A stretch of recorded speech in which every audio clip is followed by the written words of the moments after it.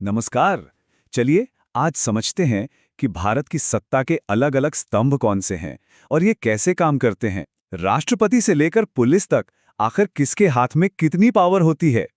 एक सवाल जो अक्सर हम सब के मन में घूमता है ना? कि आखिर देश को चलाता कौन है? क्या वो राष्ट्रपति हैं या फिर प्रधानमंत्री? तो चलिए आज इसी सवाल का जवाब ढूंढते हैं। आज की हमारी चर्चा में हम इन सभी जरूरी पदों पर एक एक करके नजर डालेंगे। तो तैयार हो जाइए, सफर शुरू करते हैं। तो शुरुआत करते हैं सबसे ऊपर से, देश के सर्वोच्च पद से, यानी भारत के राष्ट्रपति। हमारे संविधान के आर्टिकल्स 52 से 62 में इनके बारे में सब कुछ बताया गया है। अच्छा, तो राष्ट्रपति बनने के लिए क्या क्या जरूरी है? पहली बात, वो भारत के नागरिक होने चाहिए। उनकी उम्र कम से कम 35 साल होनी ही चाहिए।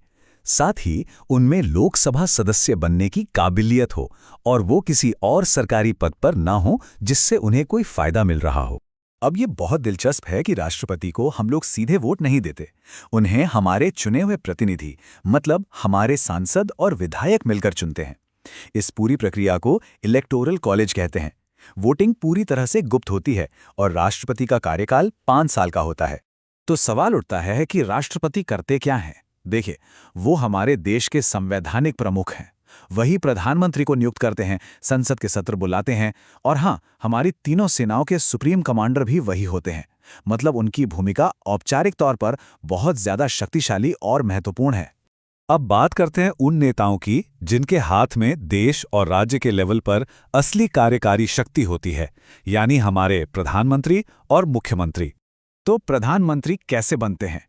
देखिए, इसकी कहानी शुरू होती है लोकसभा चुनावों से। जिस पार्टी या गठबंधन को ज्यादातर सीटें मिलती हैं, वो अपना एक नेता चुनती है। फिर राष्ट्रपति उसी नेता को देश का प्रधानमंत्री नियुक्त करते हैं। मतलब सत्ता की असली चाबी सीधे जनता के वोट से होकर ही गुजरती है। यहाँ एक बड़ा ही सीधा सा हिसाब है। जो काम प्रधानमंत्री राष्ट्रीय स्तर पर करते हैं, लगभग वैसा ही काम मुख्यमंत्री अपने राज्य के स्तर पर करते हैं। एक केंद्र सरकार का मुखिया है तो दूसरा राज्य सरकार का। और मुख्यमंत्री चुने जाने का तरीका भी बिल्कुल प्रधानमंत्री जैसा ही है, बस ये सब राज्य के लेवल पर होता है। राज्य विधानसभा चुनाव में जिस पार्टी को बहुमत मिलता है, वो अपना नेता चुनती है और फिर उस राज्य के राज्यपाल उन्हें मुख्यमंत्री की शपथ दिलाते हैं। अच्छा, तो ये तो हो गए हमारे चुने हुए नेता। लेकिन सरकार की नीतियों को जमीन पर कौन उतारता है? इस पूरी मशीनरी को असल में चलाता कौन है? यही एंट्री होती है आईएएस और आईपीएस अधिकारियों की, जो हमारे देश के प्रशासन की रीढ़ की हड्डी हैं। और इन बड़े अधिकारियों के बनने का रास्ता देश की शायद सबसे मुश्किल परीक्षा से होकर गुजरता है, सिविल सेवा परीक्षा, जिसे हम सब यूपीएससी के नाम से जानते हैं। यही वो गेटवे है। ये कोई एक एग्जाम नहीं है, बल्कि 3 मुश्किल पड़ावों की एक लंबी लड़ाई है। पहले प्रीलिम्स, उसे पास किया तो फिर मेंस, और अगर उसमें भी कामयाब रहे तो आखिर में होता है इंटरव्यू। इन सब पड़ावों से गुजरकर ही किसी के ज्ञान और काबिलियत को परखा जाता है। तो एक आईएएस ऑफिसर यानी भारतीय प्रशासनिक सेवा का अधिकारी एक जिले का पूरा एडमिनिस्ट्रेटिव इंचार्ज होता है। डीएम या कलेक्टर के तौर पर सरकारी योजनाओं को लागू करवाना, कानून व्यवस्था देखना, रेवेन्यू कलेक्शन, ये सब उन्हीं की जिम्मेदारी है। और जहां आईएएस ऑफिसर सामान्य प्रशासन देखते हैं, वहीं आईपीएस यानी भारतीय पुलिस सेवा के अधिकारियों का काम पूरी तरह से लॉ एंड ऑर्डर और जनता की सुरक्षा पर केंद्रित होता है। अपराध को रोकना, उसकी जांच करना और पूरे पुलिस बल को मैनेज करना, ये सब उनके जिम्मे होता है।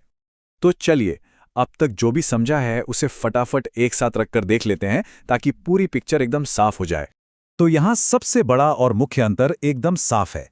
एक तरफ हैं हमारे चुने हुए राजनीतिक नेता, राष्ट्रपति, प्रधानमंत्री, मुख्यमंत्री, जो नीतियां तय करते हैं, और दूसरी तरफ हैं परीक्षा पास करके आए सिविल सेवक, आईएएस और आईपीएस, जिनका काम उन नीतियों को जमीन पर लागू करना है।